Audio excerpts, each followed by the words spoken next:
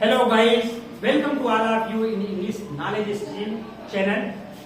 आपका English knowledge stream channel में बहुत बहुत स्वागत है। मित्रों, आज मैं आपको कुछ ऐसी चीज बताने वाले हैं जो कि कंपटीशन में पूछे जाते हैं। जैसा कि मैंने पैसिव वॉइस ग्रामर की क्लास में आपको बताया, जो सामान्यतः स्कूल में पूछे जाते हैं और वैसे स्कूली पढ़ाई में पूछे जाते हैं, लेकिन कुछ ऐसे स्पेशल सेंटेंसेस होते हैं जो कि आपको स्कूल की पढ़ाई से थोड़ा अलग किस्म के होते हैं। फॉर एग्जाम्पल आप समझ सकते हैं कि समानतः जो एक्टिव वॉइस शुरू होता है सब्जेक्ट से शुरू होता है। आप जानते हैं कि जहां अगर सब्जेक्ट नहीं होता है तो वहां किस चीज का प्रयोग होता है, और समानतः वहां पर आप जानते हैं कि इट या देयर का प्रयोग होता है। इट या देयर का प्रयोग होता है। तो अगर इट और देयर से शुरू होने वाले कोई वाक्य आ जाए पैसिव बनाने के लिए, तो आप कैसे करेंगे? ऐसे ही कुछ सामान्य रूल होते हैं जो अलग से आपको पढ़ने होते हैं, ताकि आप अपने कंपटीशन के एग्जाम्स में अच्छे से उसको सॉल्व कर सके। तो पहला एग्जांपल आप देखिए, it is time to close the shop. अब यहाँ पर सब्जेक्ट क्या है? सब्जेक्ट वैसे नहीं है, तो यहाँ इट का प्रयोग किया गया है। तो अगर इस तरह का वाक्य आता है आपको कंपटीशन में या कहीं भी, तो वो हिंदी में नहीं रहेगा, डायरेक्ट इंग्लिश में ही रहेगा, और उसको पैसिव वॉइस हम बनाएंगे। उसमें 4 विकल्प रहते हैं। अगर कॉम्पिटिटिव एग्जाम है तो उसमें जो सही रहेगा आपको टिक मार्क का करना होता है, बट आपको रूल को जान लेना आपके लिए बहुत आवश्यक है। तो अगर इस तरह से सेंटेंस है, it is time to close the shop, तो अगर इसको पैसिव बनाएंगे तो कैसे करेंगे? It is time for the shop to be close.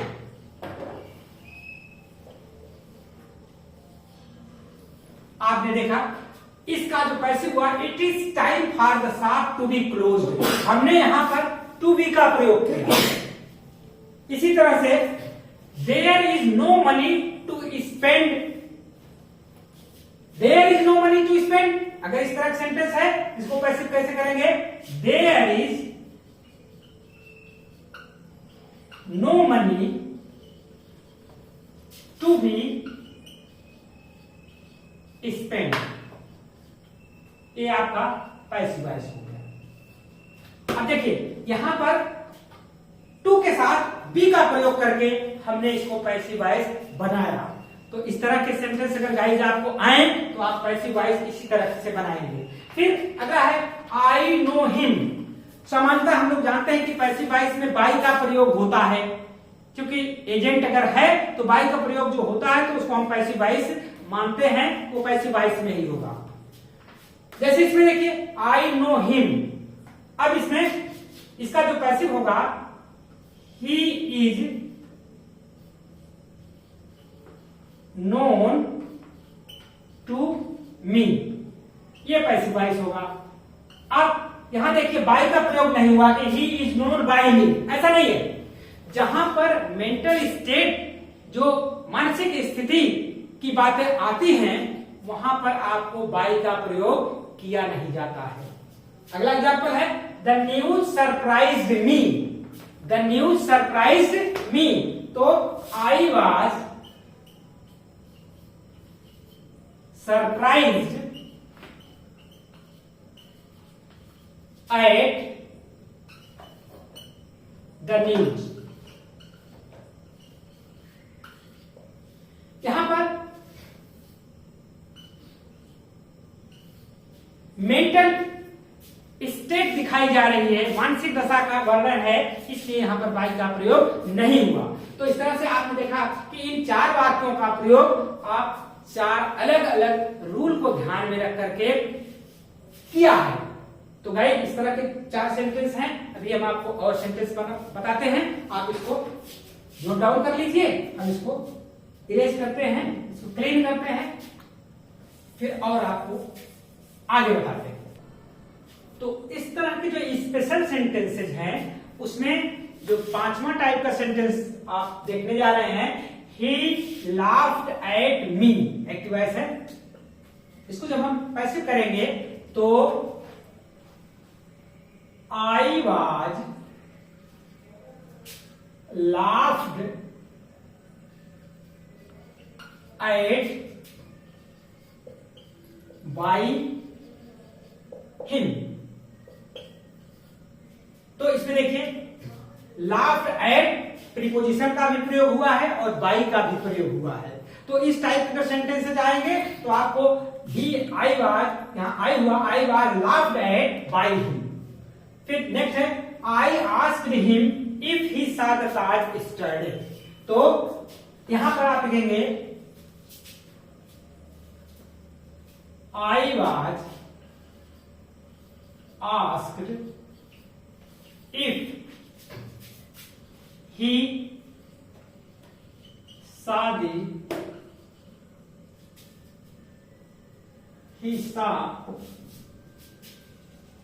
the Taj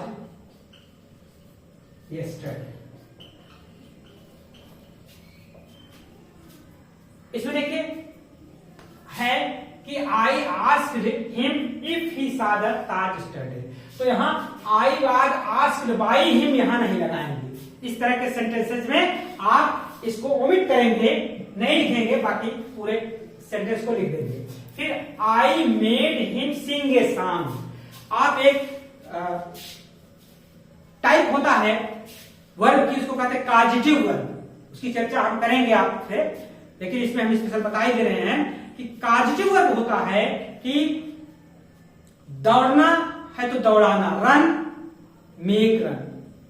तो काजिटिव वर्ब जिसको हम कहते हैं कि काम किसी के द्वारा करवाया जाता है, जैसे आई made him sing a song, मैंने उससे एक गीत गवाया, गाया नहीं गवाया, काजिटिव वर्ब है। दौड़ना नहीं दौड़ाना, पीना नहीं पिलाना, रोना नहीं रुलाना।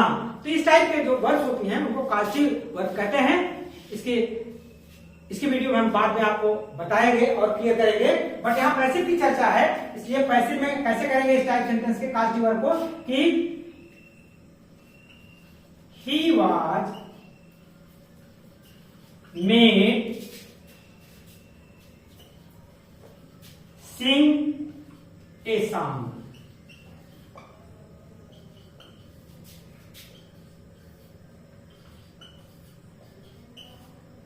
आप ध्यान देंगे, I made him sing a song, मैंने उससे गीत गवाया। तो he was made sing a song, उससे गीत गवाया गया।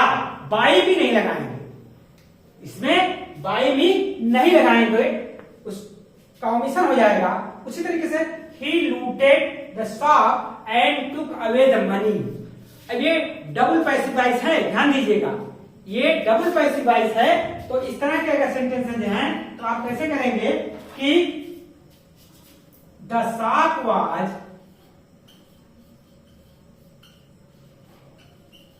was looted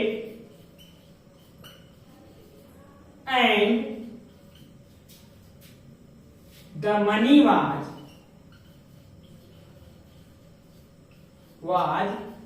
taken away।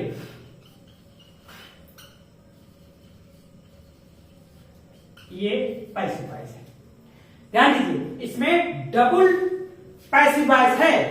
अगर इस तरह के सेंटेंस हो तो एक ही को हम पैसिव वॉइस नहीं बनाते हैं, दोनों को पैसिव बनाना पड़ता है। अब इसमें देखिए, और यहां बाई का प्रयोग नहीं होगा। जैसे ही लूटेड द शॉप, उसने दुकान को लूटा, and took away the money, और सारे धन लेके चला गया। तो इसका हो जाएगा द शॉप वाज लूटेड, दुकान लूटी गई, and the money was taken away, और धन को ले जाया गया, बाय हिम नहीं। तो गाइस, इस तरह के सेंटेंसेस हैं जो कॉम्पिटिटिव एग्जाम में पूछे जाते हैं और आपकी जानकारी बेहतर बनाएंगे अगर इसको आप सीख लेंगे तो बने रहिए आप इंग्लिश नॉलेज स्ट्रीम चैनल के साथ और देखते रहिए। आप निश्चित रूप से लाभान्वित होंगे और अपने कंपटीशन के एग्जाम्स को क्रैक कर लेंगे बहुत इजीली। तो अगर आप नए हैं तो चैनल को सब्सक्राइब कर लीजिए और शेयर करिए, लाइक करिए और बने रहिए इंग्लिश नॉलेज स्ट्रीम चैनल के साथ। Thank you for watching this video.